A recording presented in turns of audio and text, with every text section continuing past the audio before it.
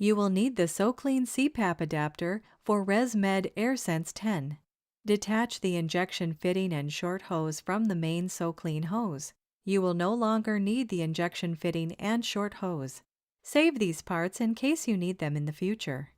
Remove the original lid from the reservoir base by opening the lid fully,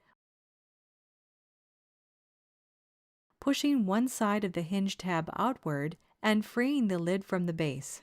Lift the gasket from the original lid and transfer it to the new lid.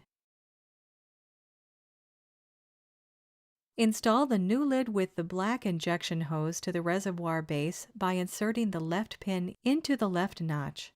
Pull the lid toward you and insert the right pin into the right notch. If needed, refill your reservoir.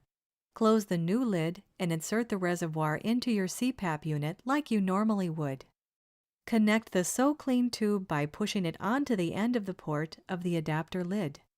When you need to add water to your reservoir, please remove the SoClean tube from the adapter lid and remove the reservoir from the CPAP machine. Add water and reinsert into the CPAP machine, and then reconnect the SoClean hose. Warning: hose must be attached to the lid at all times when using the SoClean.